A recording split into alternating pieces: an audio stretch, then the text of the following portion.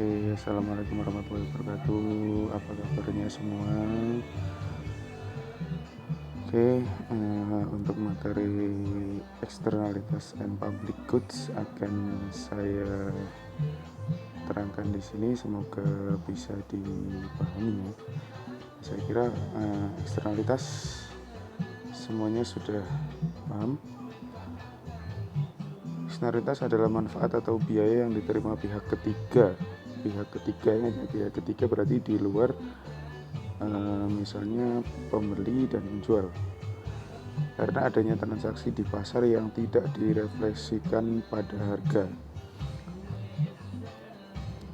Nah, eksternalitas ini seperti yang kita tahu ada dua macam. Ada negatif. Kalau negatif itu berarti berkaitannya nanti dengan biaya yang harus ditanggung oleh pihak ketiga. Kemudian eksternalitas positif itu manfaat.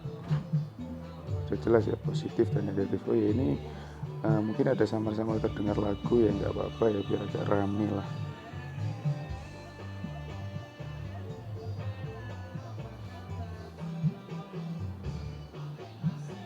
Oke, next. Nah, terkait dengan eksternalitas ini dalam analisis kita nanti ada istilah yang namanya marginal external cost atau biaya eksternal marginal, yaitu biaya yang harus ditanggung oleh pihak ketiga karena adanya tambahan satu unit barang yang diproduksi atau dikonsumsi.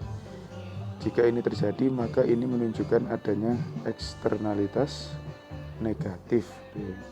Jadi kalau marginal external cost atau biaya eksternal marginal ini kaitannya dengan eksternalitas negatif. Ini akan muncul ketika terjadi eksternalitas negatif.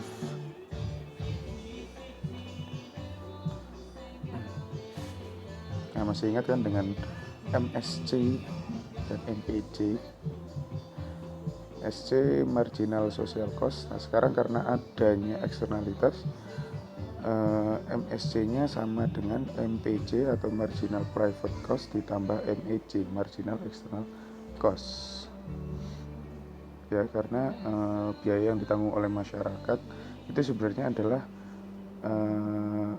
ya penjumlahan dari biaya marginal yang private yang masing-masing individu. Tapi karena adanya eksternalitas, ada biaya tambahan yang namanya marginal external cost.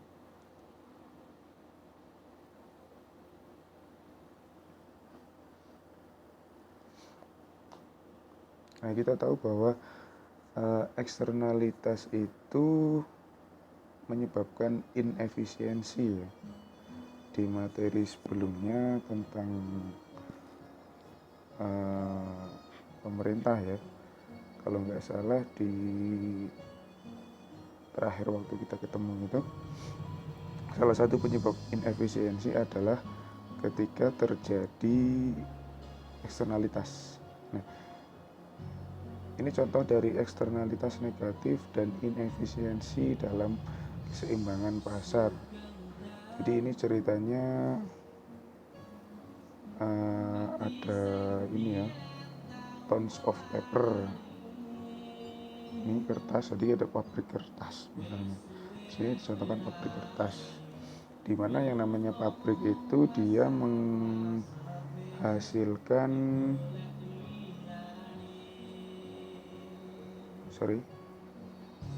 menghasilkan yang namanya eksternalitas negatif, misalnya polusi. Oke. Jadi kita lihat di gambarnya, titik keseimbangan awal ketika tidak terjadi eksternalitas adalah di titik harganya sebesar 100 ini ya, 100, dan key-nya atau papernya adalah 5 ini, yaitu di titik A. Kalau kita lihat di gambar, ada di titik A, itu adalah titik awal, yaitu titik ketika kurva permintaannya bertemu dengan kurva penawaran. Ini titik A, keseimbangan awalnya ada titik A. Tapi kemudian karena terjadi yang namanya eksternalitas negatif, kalau di sini diasumsikan eksternalitas negatifnya adalah bernilai 10. Ini ya 10 ini ya. Ya kan? Nah, itu adalah MEC-nya, marginal external cost.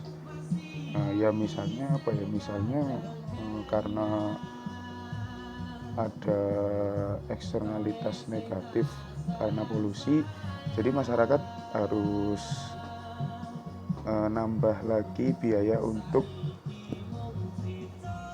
bisa, karena itu ya, untuk berobat misalnya karena dia kena penyakit pernapasan gitu. Nah di sini diasumsikan nilainya adalah 10 marginal external cost-nya. Maka yang terjadi adalah sebenarnya kurva MSC kan efisiensi itu MSC sama dengan MSB. Ini kondisi efisiensi, masih ingat kan? Nah, kalau kita lihat di kurva ini MSB-nya itu masih tidak sama dengan MSC di titik A. Ya, di titik A itu MSB masih belum sama dengan MSC. Kenapa? Karena MSC ada tambahan MEC, sehingga kurvanya yang awalnya di kurva ungu itu harusnya kurvanya ya kurva yang supply yang warnanya hijau itu, kurva MSC itu.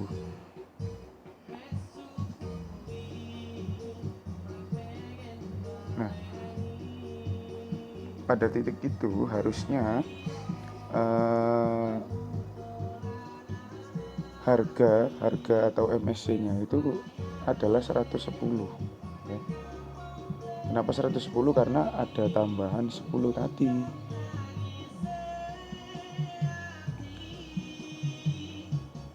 Nah, di sini kondisi efisien ya. Kalau terjadi eksternalitas sebesar 10 itu, maka harusnya kertas yang diproduksi itu cuma 4,5 ton ya. Atau di titik B itu harganya 105, kemudian tons of papernya jadi 4,5 atau 4,5 ya. Logikanya semakin sedikit barang yang diproduksi akan sedikit pula eksternalitas negatif yang dirasakan oleh masyarakat. Nah, itulah mengapa eksternalitas negatif membuat pasar menjadi tidak efisien atau terjadi inefisiensi karena ada eksternalitas negatif.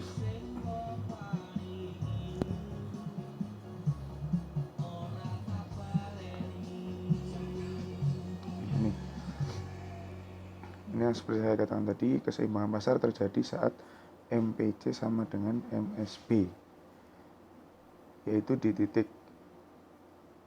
A ya. Di titik A itu MSB sama dengan MPC. Itu keseimbangan pasarnya.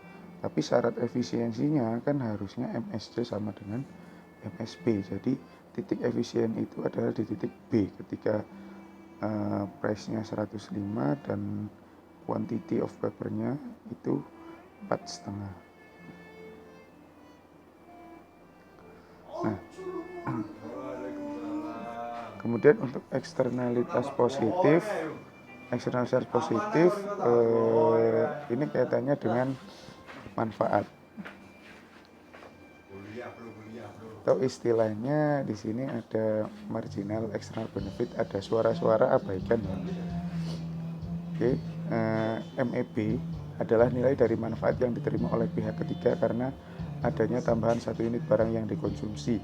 Jika ini terjadi, maka menunjukkan adanya eksternalitas positif. Kalau eksternalitas negatif tadi marginal external cost, kalau eksternalitas positif marginal external benefit. Contohnya, ini syarat manfaat sosial marginal atau marginal social benefitnya sekarang jadi MPB plus MEB, marginal private benefit ditambah marginal external benefit. Nah, di slide saya ini contohnya kasusnya adalah inoculation. Inoculation itu vaksinasi ya. Jadi di sini diceritakan bahwa vaksinasi itu menghasilkan eksternalitas yang positif. Kenapa? Karena setiap ada vaksinasi itu artinya orang lain yang tidak divaksin itu juga ikut merasakan manfaat. Kenapa? Karena jika sudah satu kelompok dia divaksin, maka bisa dipastikan penyebaran sebuah virus itu juga akan terhenti. Nah, ini kebetulan ya, kita sedang dalam kondisi yang tidak mendukung terkait dengan adanya COVID-19 ya. Nah, ini juga gitu. Jadi setiap ada orang yang divaksin itu juga membuat orang lain yang nggak ada hubungannya itu juga ikut aman dari serangan wabah. Jadi misalnya gini,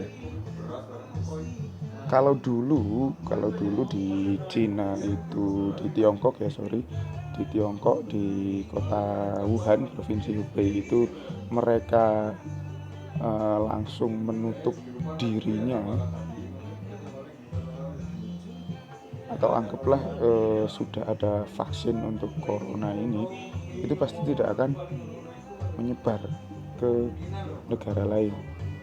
Nah, negara lain itulah yang merasakan eksternalitas positif.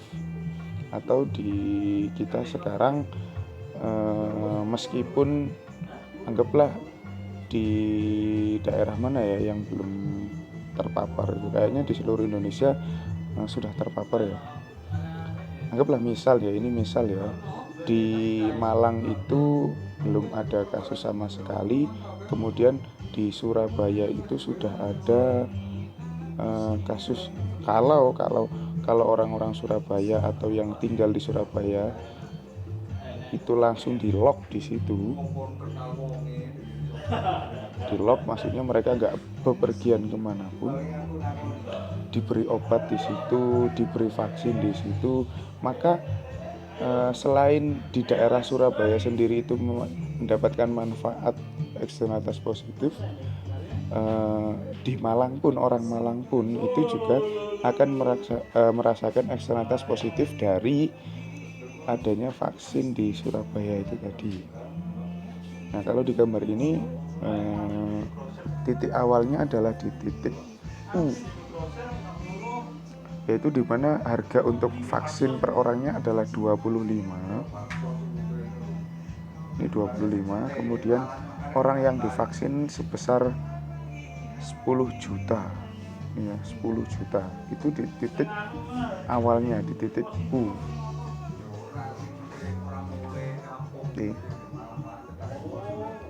Nah, karena ada yang namanya marginal external benefit, kurva MSB ini adalah kurva MSB, yang warna hijau itu kurva MSB. Nah, seharusnya dengan adanya marginal external benefit ini, keseimbangan harusnya ada di titik V di sini. Harusnya di sini. Kenapa? Karena di kondisi awal di titik U itu sebenarnya marginal social benefitnya masih lebih besar dari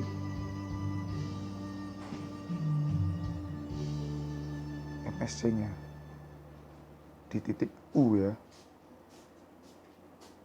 Duh, ini keluar, sorry ya.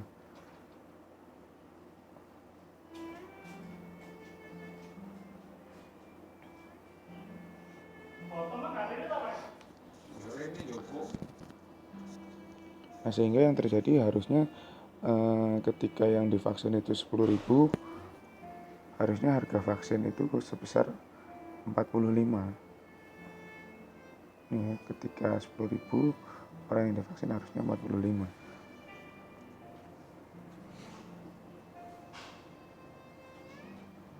Dengan adanya eksternalitas positif. Nah, ini inefisien. Nah, kondisi efisien karena adanya eksternalitas positif ini di gambar ini adalah ditunjukkan oleh titik V. Eksternalitas dapat diinternalisasi jika ada kebijakan yang menyebabkan pelaku pasar memperhitungkan manfaat atau biaya dari tindakannya. Sekarang berbicara tentang internalisasi. Internalisasi ini kan kebanyakan orang tidak memperhitungkan marginal external cost itu. Nah, dengan adanya internalisasi ini kita bisa melihat sebenarnya nilainya untuk eksternalitas itu berapa. Nah, kemudian bagaimana? Nah, pajak untuk mengoreksi eksternalitas negatif. Nah, untuk eksternalitas negatif, maka internalisasinya adalah dengan menggunakan pajak. Nah, kalau menggunakan pajak, otomatis nanti harganya akan menyesuaikan dengan titik equilibriumnya. Di sini misalnya kan, di gambar yang awal tadi, ini masih tetap ya, awalnya ada di A, kemudian keseimbangan awalnya di A, kemudian ada yang namanya eksternalitas negatif. Kalau tadi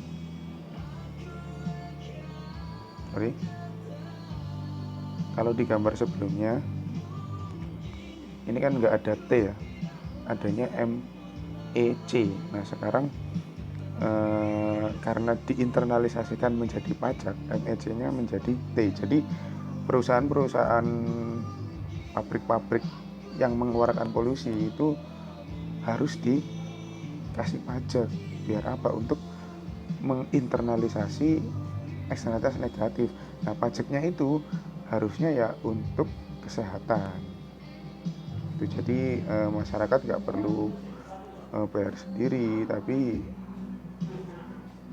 ya sudah dibiayai oleh pajak ini, harusnya begitu. Nah, pajaknya sebesar berapa? Ya pajaknya sebesar berapa nilai dari eksternalitas negatifnya. Tadi 10, maka pajaknya 10. Nah, penerimaan pajaknya itu bisa dihitung, yaitu ini penerimaan pajaknya kan 10, kemudian ya 10 dikali total dari kuantitasnya berapa. Jadi yang diarsir ini adalah tax revenue sama dengan total external cost. Ini sebenarnya adalah biaya eksternalitas, cuman sudah diganti menjadi pajak.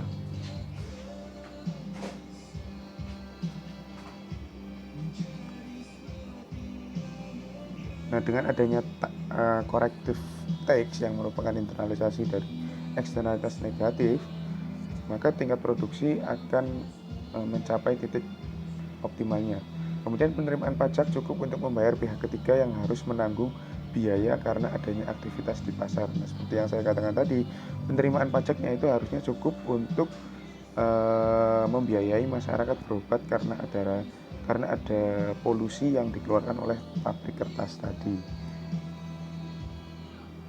Nah, sebaliknya untuk menginternalisasi eksternalitas positif, maka dikenakan yang namanya subsidi.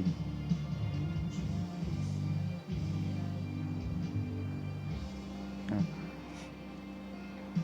subsidi ya. Jadi kan titik awal dari keseimbangannya itu ada di titik U.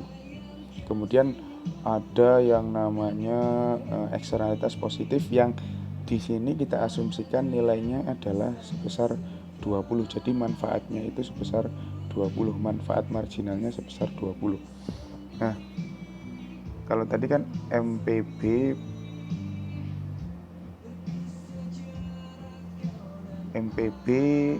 plus ini ya, MPB plus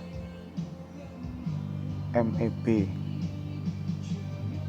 Nah sekarang MEB-nya diganti dengan nilai 20 ini, diganti dengan subsidi sebesar 20. Nah dari situ maka pasar akan menyesuaikan, jadi keseimbangannya berubah menjadi V, yaitu titik optimalnya dengan pengenaan subsidi. Kalau belum pakai subsidi, hanya marginal external benefit, masih belum efisien di titik U itu.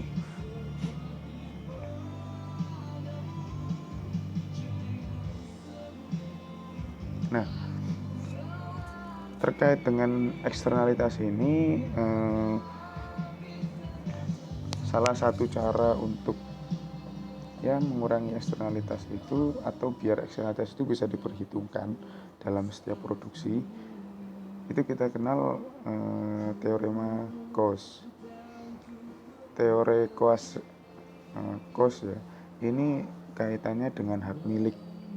Dengan adanya pengakuan hak milik untuk menggunakan sumber daya, maka pemerintah dapat menginternalisasi eksternalitas jika biaya transaksi atau biaya tawar-menawar besarnya sama dengan 0. Jadi intinya menurut cost ini, kalau sesuatu itu dimiliki oleh pribadi, maka itu akan masuk ke perhitungan biaya setiap produksi. Misalnya gini, anggaplah sungai yang tercemari karena adanya pabrik, polusi dari pabrik. Nah sungai itu kan bukan punya siapa-siapa sayangnya ya. Jadi ketika ada yang membuang limbah ke sungai, itu tidak ada yang merasa dia bertanggung jawab akan hal itu gitu. Sehingga yang terjadi ya masyarakat kan karena sungai itu bukan milik siapa-siapa, jadi susah gitu pemerintah untuk mengklaim atau meminta perusahaan untuk membayar, kecuali dengan yang namanya pajak. Tapi bayangkan jika sungai itu adalah milik pribadi. Nah, perusahaan ketika mau membuang limbah ke sungai tersebut, itu kan dia harus membayar kan, langsung kan. Ketika perusahaan membayar orang yang punya sungai untuk membuang limbah, itu kan perusahaan pasti sudah memperhitungkannya menjadi biaya produksi. Jadi intinya seperti itu. Kenapa hak milik ini menjadi penting untuk menginternalisasi eksternalitas. Oke, saya kira untuk eksternalitas kita coba sampai di sini. Nanti video selanjutnya terkait dengan public goods. Nah saya tahu mungkin karena kita nggak bertemu langsung jadi kurang maksimal ya. Maka nanti saya juga akan membuka forum diskusi untuk tanya jawab. Dan untuk tambahan, jangan cuma mengandalkan dari video ini, silakan baca sendiri bahan belajarnya. Oke, sampai jumpa lagi di video berikutnya. Tetap stay at home, tetap rebahan, jangan kemana-mana. Assalamualaikum warahmatullahi wabarakatuh.